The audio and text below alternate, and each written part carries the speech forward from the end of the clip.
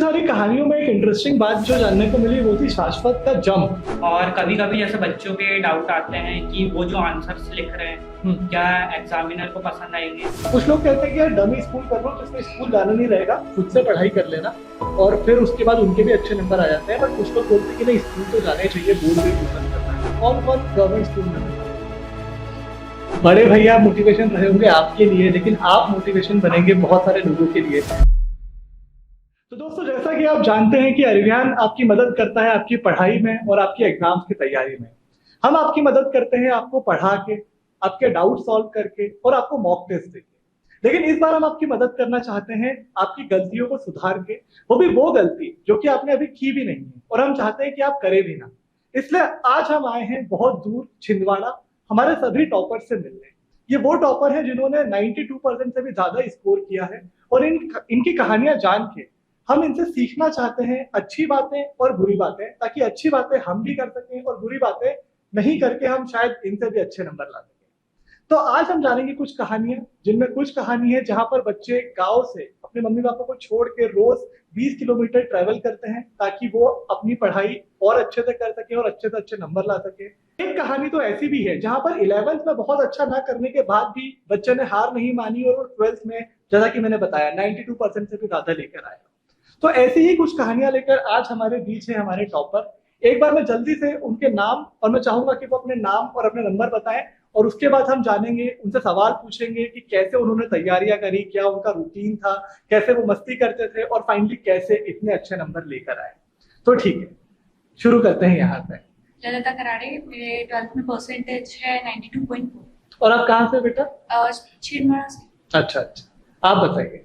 मेरा नाम दीपेश मालवी है और मेरे 12th में परसेंट 92.6 है। क्या बात, क्या बात। मेरा नाम प्रिया माधुकर है, मेरे 12th में 94.2%। बहुत बढ़िया। मेरा नाम दुर्गेश्वरी साहू है, मेरा 12th में 94.8 है। मेरा नाम शाश्वत पंत है, मेरे 12th में 92.2%। क्या बात। मेरा नाम मिनी शर्मा है, मेरी परसेंटेज 92.6। बहुत ही बढ़िया। तो जैसा कि हमने जाना दोस्तों, बहुत ही बड़े बड़े टॉपर्स हमारे बीच में बैठे हुए हैं। ये तो हमारा सपना हुआ करता था, आपका भी शायद सपना होगा कि इतने अच्छे नंबर लाएं, बट आज मैं फाइनली इतने बड़े लोगों के साथ बैठा हूँ, मुझे बड़ा अच्छा फील हो रहा है। तो मैं सवाल पूछूंगा, कोशिश करूंगा कि जो आपके मन में सवाल होते हैं उनके कुछ जवाब हम पाए आज और फिर हम उनसे कुछ अच्छा सीख पाए। तो जैसा कि हम जानते हैं कि जो एग्जाम होती है उसमें बहुत लंबे समय तक अच्छी मेहनत करनी होती है और इस पूरी मेहनत में जो सबसे बड़ा रोल होता है वो होता है फैमिली का। तो मैं थोड़ा थोड़ा आप सबसे जानना चाहता हूँ कि क्या रोल आपकी फैमिली ने प्ले करा आपको इंस्पायर करने में और इसमें कंट्रीब्यूशन करा कि आप और अच्छे नंबर लेके आए। तो मिनी से शुरू करते हैं। मिनी बताइए, मतलब आपके फैमिली का बैकग्राउंड और कैसे उन्होंने कंट्रीब्यूट किया। मेरा फैमिली बैकग्राउंड काफी अच्छा है, मेरी मम्मा टीचर है। अच्छा। और बाकी सब, मतलब मेरे घर में ऐसा है, मेरी मौसी, नानी, सभी लोगों का है कि तुम अगर अच्छा पढ़ते हो तो और मेहनत कर लो थोड़ी सी। अगर 90% से अबव आ गए तो काफी सेटिस्फाइंग फील होता है। तो देखो दोस्तों, टीचर्स के घर का माहौल ही अलग है। मतलब टीचर के बच्चे हमने हमेशा देखा है कि मतलब अच्छा ही पढ़ते हैं और आज समझ में आ रहा है क्यों, क्योंकि 90% स्ट्रिक्ट होते हैं। ये भी सही बात है, हमेशा से स्ट्रिक्ट रहते हैं। अच्छा, तो लोगों को जनरली ऐसा लगता है कि यार जिसके मम्मी टीचर है शायद वो उनको तो और इजी कर देती होंगी उनके लिए चीजें, बट ऐसा नहीं है शायद। ऐसा मतलब मेरा ऐसा था कि मैं स्टार्टिंग में सोशल मीडिया यूज करती थी, सो मेरा स्नैपचैट, इंस्टाग्राम सब बंद। अच्छा। पर्सनल फोन नहीं मिला, तो स्टार्टिंग से घर में ऐसा था कि तुझे भी बनाना है, 90 अबव बनाना है। और मम्मा का मानना था कि जितने 10th में बनते हैं 12th में उससे कम हो ही जाते हैं। अच्छा। तो वो हमारा चैलेंज था कि 90 अबव तो मैं ला ही लूंगी। तो आपके केस में क्या था, 10th में से कम हुए या फिर और बढ़ गए? कम हो गए। अच्छा, चलिए कोई बात नहीं। पर एक बात मैं यहाँ बच्चों को बताना चाहता हूँ कि जो हमारी मेंटालिटी है कि जिसकी मम्मी टीचर है उसके लिए तो सब आसान हो जाता होगा, तो ऐसा नहीं है। मिनी बता रही है कि वो और स्ट्रिक्ट होते हैं उनके लिए और इसलिए उनके अच्छे नंबर आते हैं और किसी कारण से नहीं, जो तुम मजाक मजाक में बोलते रहते हो। ठीक है, तो शाश्वत बताइए अपने बारे में। जैसे बाकी सबकी फैमिलीज में यानी हर किसी के मम्मी पापा सपोर्ट करते, वैसे ही मेरे मम्मी पापा ने भी किए। बस बात इतनी थी कि उनको इतनी उम्मीद नहीं थी मेरे से, क्योंकि 10th में भी मेरे कम थे, 11th में भी कम थे, फिर 12th में एक्सपेक्ट नहीं करे थे उन्होंने कितने आ जाएंगे। तो कैसे, मतलब ऐसा कैसे चेंज आया और 10th में कितने मार्क्स थे और फाइनली 12th में आपने कितने मार्क्स? 10th में मेरे थे 82.6 और उस समय भी गेमिंग चलती थी, अभी भी गेमिंग चलती है और 12th में भी चली थी। क्या बात है। तो यहाँ एक नई बात पता चलती है कि हॉबीज के साथ साथ भी आप 92% तो लेकर आ सकते हैं, जैसा शाश्वत ने हमको करके दिखाया। और बता रहे हैं कि 82% को पहली बात तो कम बोल रहे हैं, बहुत सारे बच्चे तो ऐसे ही आपसे नाराज हो जाएंगे कि भैया 82% को कम बोल रहे हैं, ठीक है। लेकिन हाँ, बहुत ही अच्छी ग्रोथ दिखाई, 82 से 92 लेकर आए। तो फिर क्या रिएक्शन थे आंटी अंकल, क्योंकि एक्सपेक्टेशन नहीं थी। यहाँ तो मिनी ने बताया कि ऑलरेडी एक्सपेक्टेशन इतनी ज्यादा थी कि 92 भी शायद उन्हें कम लगे। क्या रिएक्शन था, पहले आप बता दीजिए। चलिए। तो मतलब मैं तो सेटिस्फाई थी कि हाँ, जितना मतलब मैंने पढ़ा था स्कूल के कारण मैनेज नहीं हो पा रहा था, तो मैं सेटिस्फाई थी। मम्मी वाज लाइक थोड़े और बन सकते थे, कोई नहीं, अब थोड़ी और मेहनत, क्योंकि मतलब 10th में ऐसा हुआ था कि एग्जाम के एक दिन पहले मैं मूवीज देख रही थी। अच्छा अच्छा। तो उस कारण मुझे मम्मी ने बोला था कि ये मत करना, बट मैंने वही थोड़ा बहुत किया था। 12th में भी हाँ, मूवीज नहीं देखा, बट फोन का थोड़ा रहता है ना कि स्ट्रेस इतना रहता है कि फोन सही यूज बात। करके थोड़ा सा सही बात। अच्छा फील होने सही लगता बात। है। नहीं, बट जैसे बड़े हैं उनका तो काम होता है आपको गाइड करना और अच्छे पाथ पे लेके आना, लेकिन हम जो प्लेयर होता है उसे पता होता है कि यार कब उसे थोड़ा सा रेस्ट की जरूरत है। तो ये भी करना कुछ इतनी गलत बात नहीं है अगर आप ज्यादातर टाइम पढ़ाई करते हैं और बीच में गैप के लिए अगर फोन चलाते हैं तो बताइए शाश्वत, क्या घर रिएक्शन वाले था? तो बिल्कुल शॉक्ड रह गए थे जैसे ही रिजल्ट देखे। उम्मीद ही नहीं थी यानी कि इतने भी बन जाएंगे इसके, हाँ। क्योंकि 11th में भी कम, 10th में भी कम थे, तो शॉक हो गए थे एकदम से। अच्छा अच्छा। तो फिर इसके बाद क्या, मतलब अभी तक आपकी गेमिंग को वो कुछ बुरा बुरा बोल रहे होंगे, तो अभी भी वैसा ही बोलते हैं या फिर आप चेंज हो नहीं, गए? अब नहीं बोलते। अच्छा अच्छा, सही बात है। आपने तो प्रूव कर दिया है कि लड़का गेमिंग करते करते भी इतने ज्यादा नंबर ला सकता है। तो फिर क्या गिफ्ट में क्या मिल रहा है फिर आपको?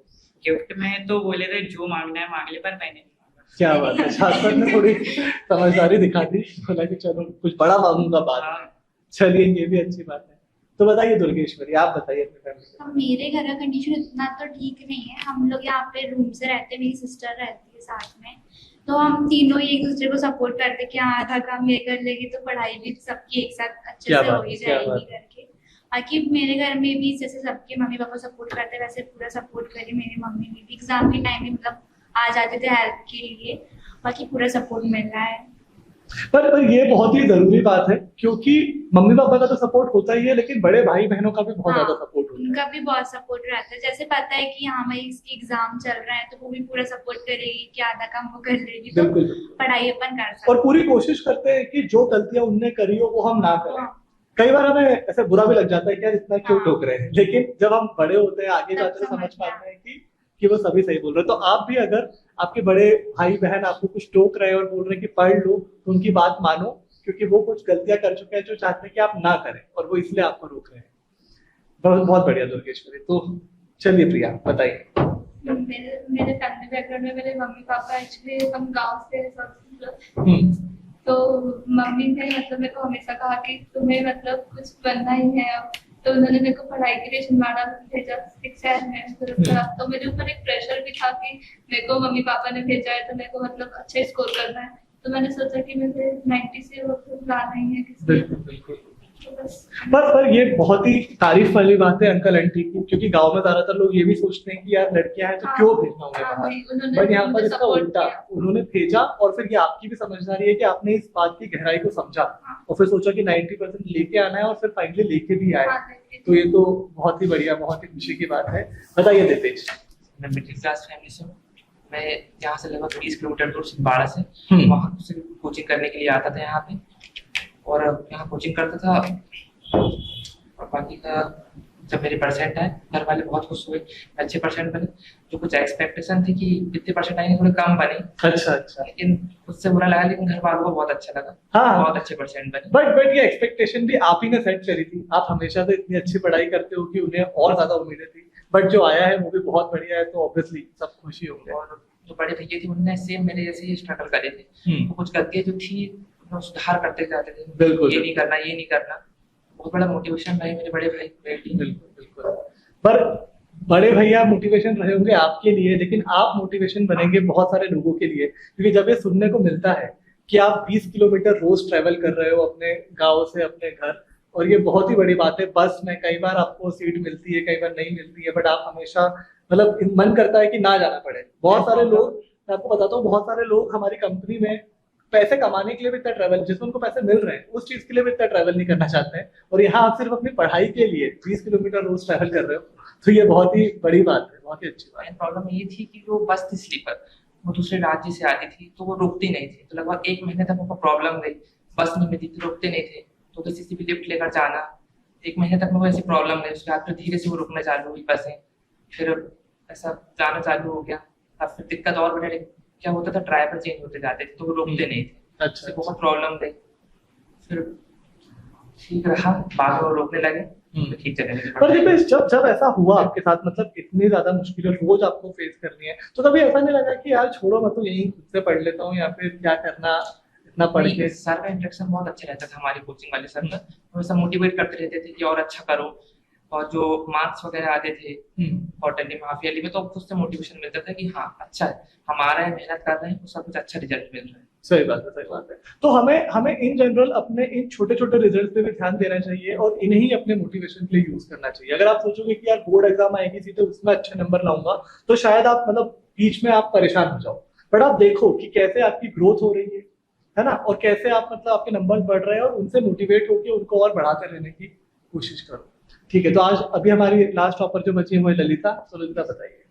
मेरी मम्मी भी टीचर है, मेरे पापा मैकेनिक है, और मम्मी बहुत ज़्यादा सपोर्ट करती थी कि ज़्यादा टेंशन मत लो। मतलब यहाँ पर बहुत ज़्यादा कंपटीशन था। 10th मैंने पंडित नेहरू स्कूल से ही छिंदवाड़ा से पास की थी। वो छोटा सा स्कूल था, वहाँ पर भी मैंने टॉप किया था। वहाँ पर कम नंबर थे मेरे, 90 थे। तो मम्मी को थोड़ा लगा कि और आने चाहिए थे। फिर 12th में मैंने और ज़्यादा मेहनत की, मम्मी ने भी सपोर्ट किया, और स्कूल चेंज किया मैंने, एक्सीलेंस में आया। फिर यहाँ पर देखा कि हाँ बहुत ज़्यादा कंपटीशन है, बहुत अच्छे लोग हैं, और टीचर्स भी बहुत ज़्यादा एजुकेटेड है और बहुत अच्छे से पढ़ाते हैं, समझाते हैं।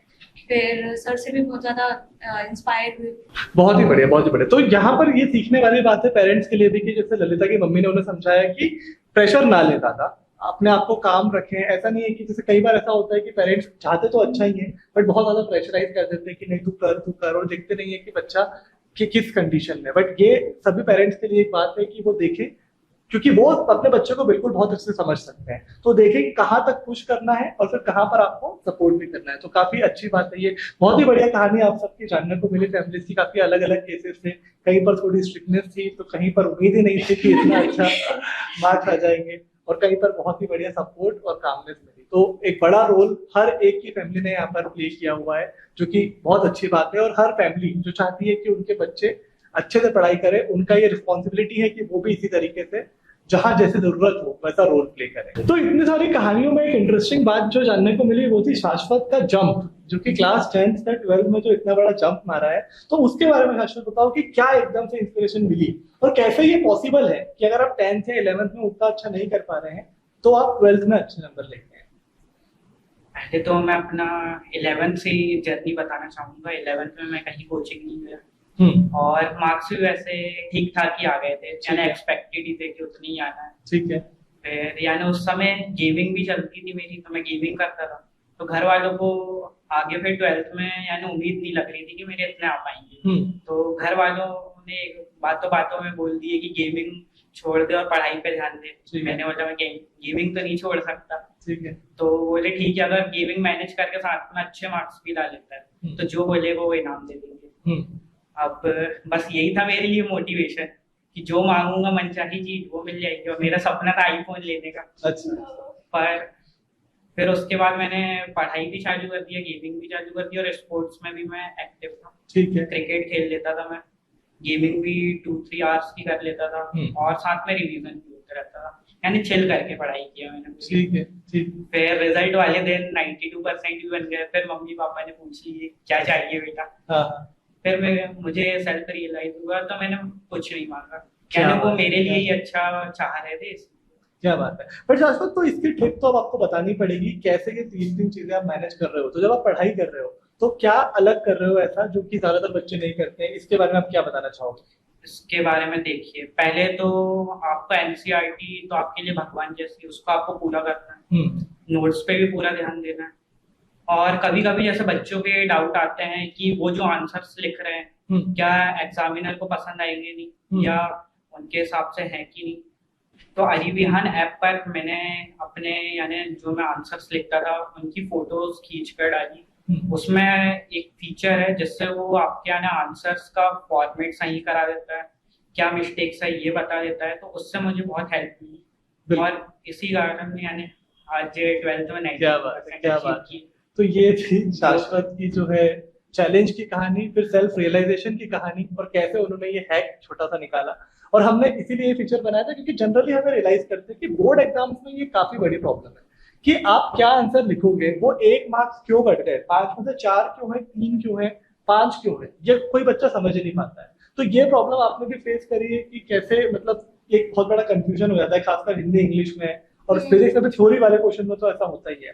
तो इसीलिए फिर हमने जब बहुत सारे बच्चों से परेशानी सुनी तो ये फीचर बनाया जिसमें आप अपना बोर्ड एग्जाम्स का लंबे लंबे आंसर लिख सकते हैं, फोटो खींच के आप परिवहन पे अपलोड करिए और आपको पूरा एनालिसिस मिलता है कि क्या उसमें कमी रह गई या क्या उसमें अच्छी बातें हैं, ताकि आप कमियों को दूर कर सकें और अच्छी बातें और इम्प्रूव कर सकें। मैंने भी अरिविहान ऐप को यूज किया, मतलब इसके बारे में तो पहले पता नहीं था, पर जब कोचिंग में सर ने बताया कि ऐप पे करके ये बहुत सपोर्ट करता है, तो फिर मैंने भी इस ऐप का यूज किया। मैं भी मतलब मोस्टली तो मैंने पूरी नोट्स पढ़ी, नोट्स और एनसीईआरटी को फॉलो किया, और पर ऑब्जेक्टिव के लिए मुझे बहुत प्रॉब्लम्स आती थी, तो मैंने अरिविहान ऐप से ये ऑब्जेक्टिव किया, तो मुझे उससे बहुत सपोर्ट मिला। ऑब्जेक्टिव ऑलमोस्ट मेरे उसी से ही तैयार हुए, और बोर्ड्स में भी मतलब ऑलमोस्ट उसी की वजह से मेरे ऑब्जेक्टिव पूरे सही आए।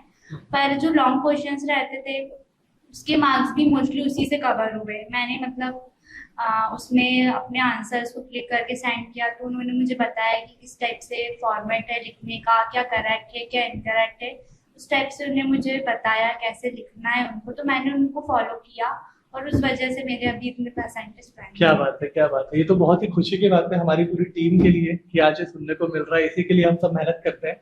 तो बहुत ही बढ़िया, बहुत ही बढ़िया। अब हमने ये तो जाना कि सब्जेक्टिव आंसर बोर्ड एग्जाम में एक प्रॉब्लम होती है जिसका सॉल्यूशन अरिविहान ऐप की मदद से आपको मिल सकता है, और इसके अलावा क्या चैलेंजेस होते हैं जो कि बोर्ड एग्जाम्स में जनरली आते हैं उनकी तैयारी करते वक्त, ये मैं आपसे जानना चाहता हूँ। रात में पढ़ना ज्यादा प्रेफर करती थी सेल्फ स्टडी के लिए, वो बहुत ज्यादा सही टाइम रहता है, घर पर भी कोई हल्ला नहीं, ना कॉलोनी में कोई हल्ला रहता था।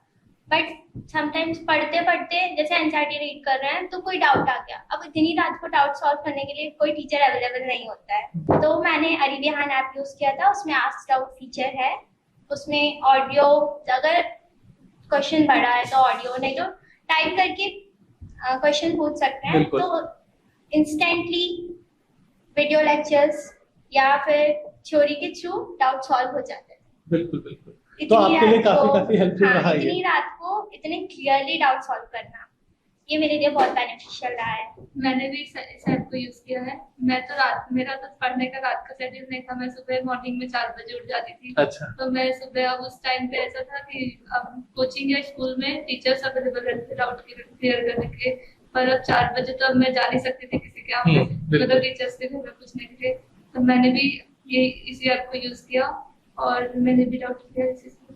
बहुत ही बढ़िया, बहुत ही बढ़िया। ये बहुत ही खुशी की बात है हमारे लिए कि आज जो हमने बनाया है वो फाइनली बच्चे यूज कर रहे हैं और उनकी लाइफ में कुछ पॉजिटिव वैल्यू भी ऐड हो रही है, तो बहुत ही बढ़िया बात है। इनके अलावा जो अब हम कुछ जनरल बातें कर लेते हैं जो कि थोड़ा पढ़ाई से हटके हैं, लेकिन ये भी अपने आप में मुद्दे हैं क्लास 12th के बच्चों के लिए, ठीक है। तो पहला मुद्दा जो मैं उठाना चाहता हूँ वो ये कि जो आजकल बड़ी लड़ाई चल रही है कि मैथ्स जो है वो लेना ज्यादा बड़ी बात है और बहुत टफ है उसमें नंबर लाना, और बायोलॉजी जो है उसमें उतना टफ नहीं है। मैथ्स वाले बोल रहे, बायो वाले बोल रहे नहीं हमारा तो टफ है। तो आप लोगों के क्या एक्सपीरियंस है, क्या आप जैसे आपस में लड़ते हो, टॉपर्स जैसे आपस में लड़ रहे हैं, या फिर अपना अपना फोकस कर रहे हो, क्या बोलते हो दुर्गेश्वरी?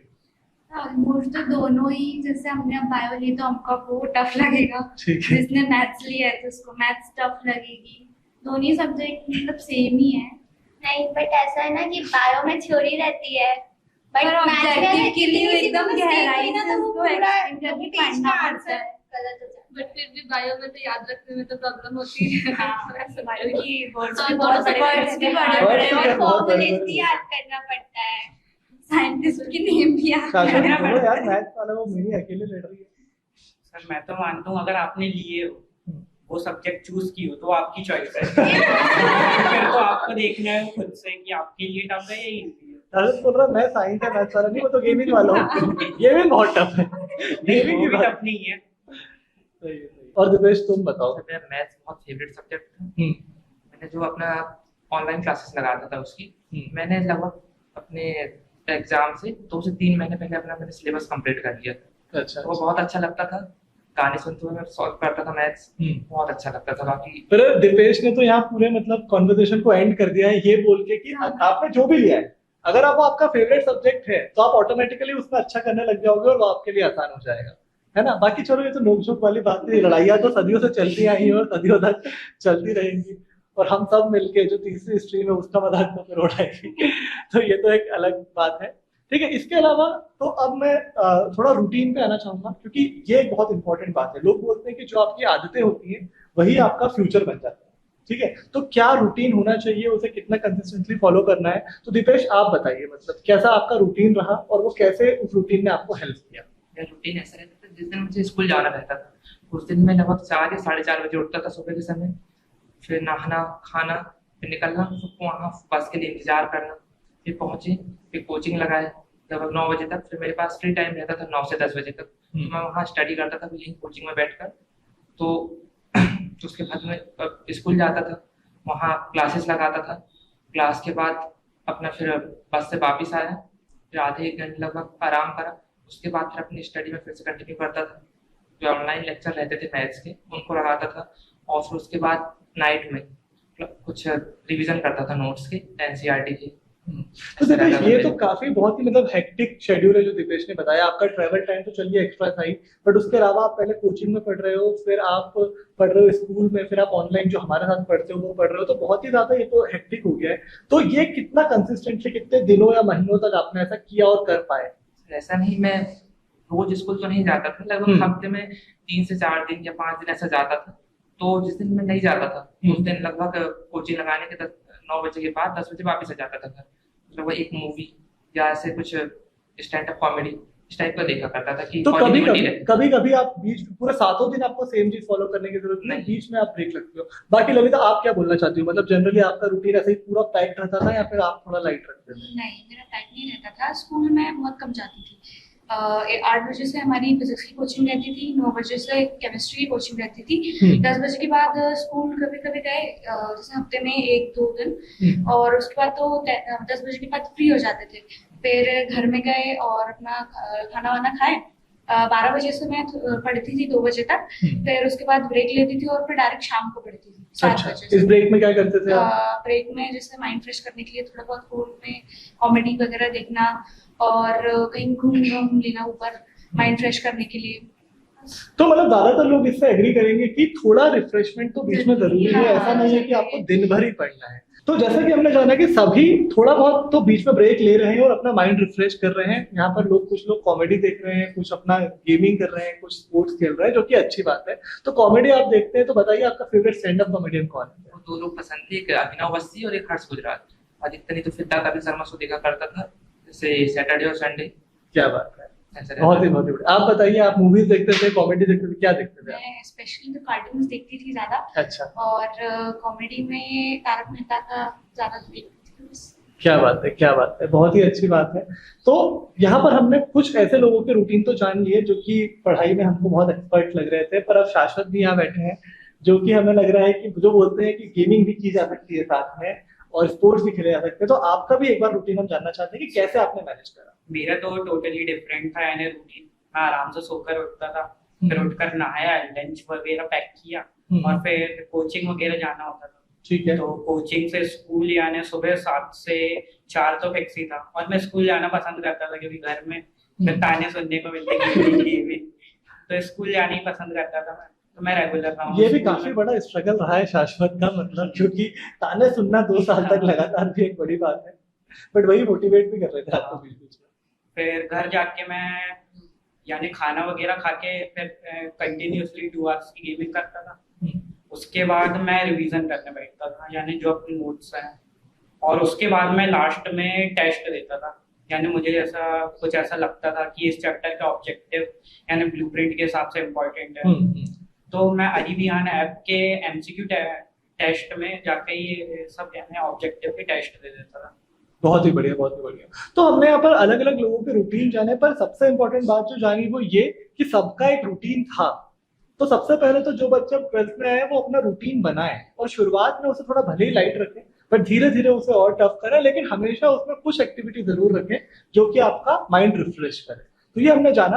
लेकिन इस रूटीन की कन्वर्सेशन से मुझे पता चला कि जैसे कुछ लोग हैं जो बोल रहे हैं कि वो स्कूल कम जाते थे, ठीक है, यहाँ से मुझे पता, ये एक कॉन्ट्रोवर्शियल टॉपिक है जो जनरली डिस्कस होता है, वो ये कि डमी स्कूल।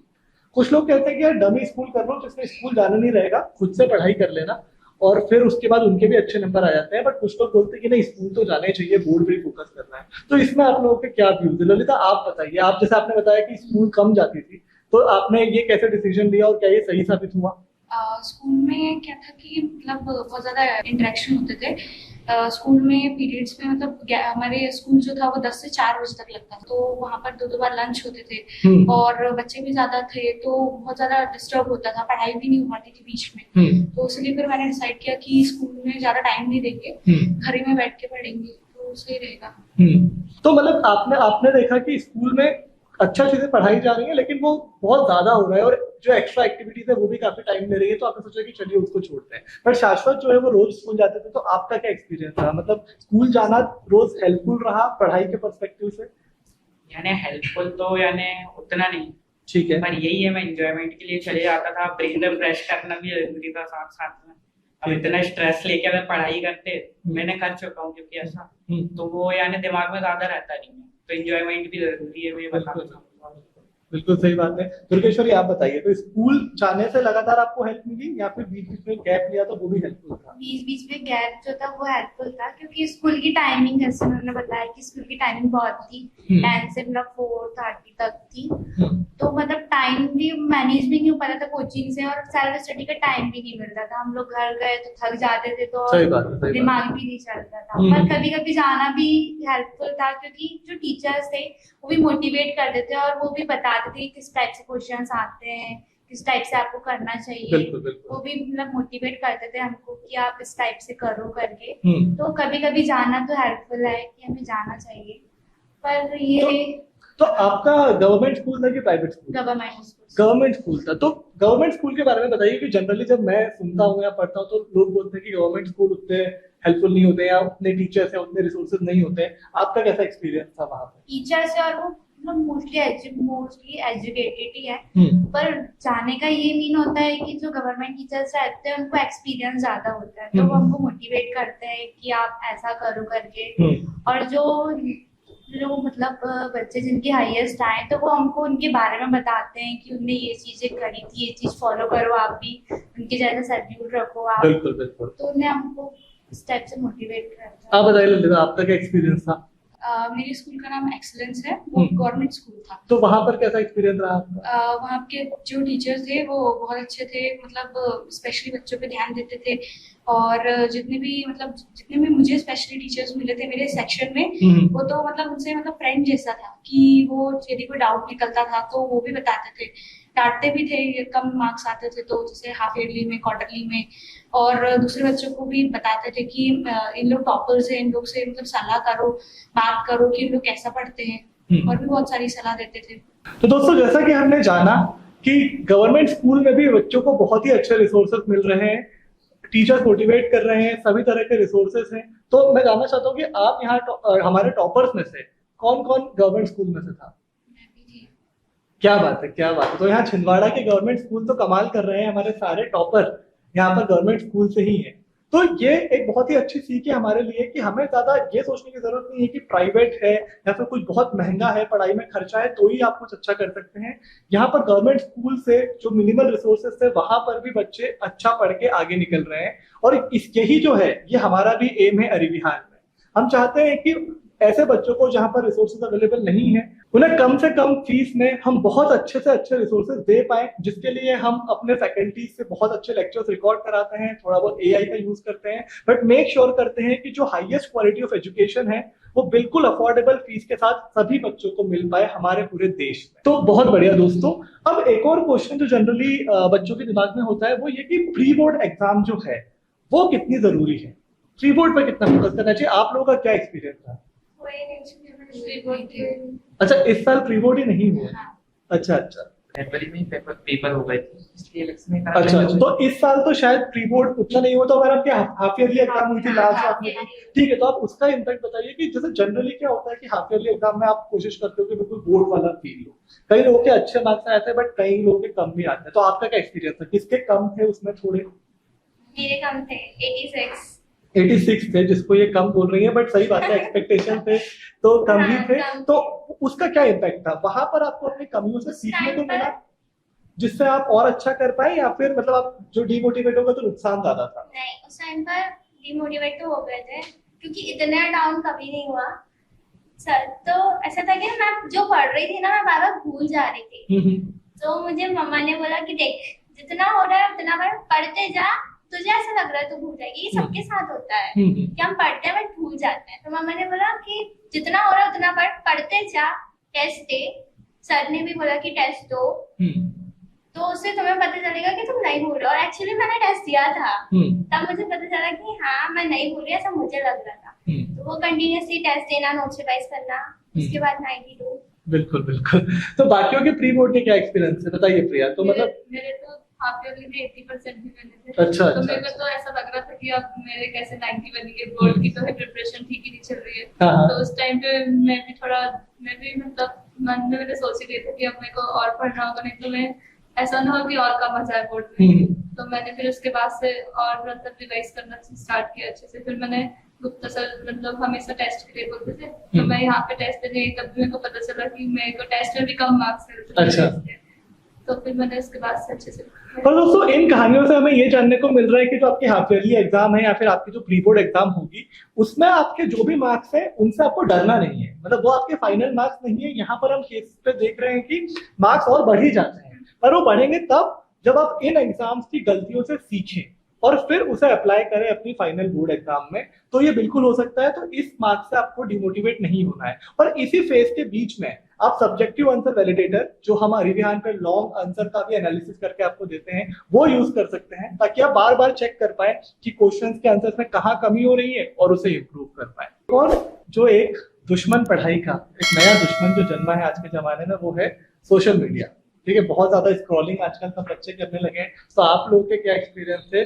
ललिता बताओ, मतलब आप भी स्क्रॉल करते हो सोशल मीडिया? नहीं, मैंने इंस्टाग्राम और स्नैपचैट तो स्टार्टिंग से ही यूज नहीं करी थी। यूट्यूब में ही थोड़ा बहुत शॉर्ट्स वगैरह देखती थी और नॉर्मल कॉमेडी के बस। बाकी लोग क्या बोलते हो? कौन है जो यहाँ पे बहुत ज्यादा शॉर्ट्स के एडिक्शन में पड़ गया था लेकिन फिर निकला पाए? मैंने शुरुआत में देखता था बहुत हाँ। इंस्टाग्राम, उसके बाद से मेरे को लगा बहुत ज्यादा समय जा रहा है। वैसे मेरे पास बहुत कम समय रहता था, इतना कोचिंग से आना जाना, बिल्कुल बहुत कम समय मिलने लगा, तो बहुत ज्यादा समय जाता था उसमें। तो मैंने सुधार करा, नहीं ये गलत है। फिर मैंने देखना बंद कर दिया शॉर्ट्स और इंस्टाग्राम सब। क्या बात है। मैंने आप बताइए। मैं थी एक्चुअली हूँ। अच्छा। इंस्टाग्राम स्नैपचैट तो बंद है, बट शॉर्ट्स है, टीवी में भी, नहीं तो फोन कंटिन्यूअसली मेरा चलता रहता है दिन भर। ना सीरियल में इंटरेस्ट है ना मूवीज में, तो मैं शॉर्ट्स ही देखती हूँ। बट ऐसा है कि देख रहे हैं, पर अपना अगर शेड्यूल फिक्स है कि हाँ हमें 2-4 घंटे पढ़ना है, तो फिर शॉर्ट्स देखने में क्या बुराई? शॉर्ट्स देखने में बुराई जनरली ये है कि कुछ बच्चे जो बेचारे सोचते ये हैं कि मैं सिर्फ 5 मिनट देखूंगा, लेकिन उन्हें पता ही नहीं चलता है कि वो कब 5 अपने मिनट। ऊपर डिपेंड करता है ना। ठीक है, अपने ठीक माइंड है। को ऐसे सेट करना पड़ेगा कि 4 घंटे पढ़ना है, मतलब पढ़ना है। वरना फिर मम्मी तो है ही। हाँ, मम्मी ने तो फोन भी ले ली।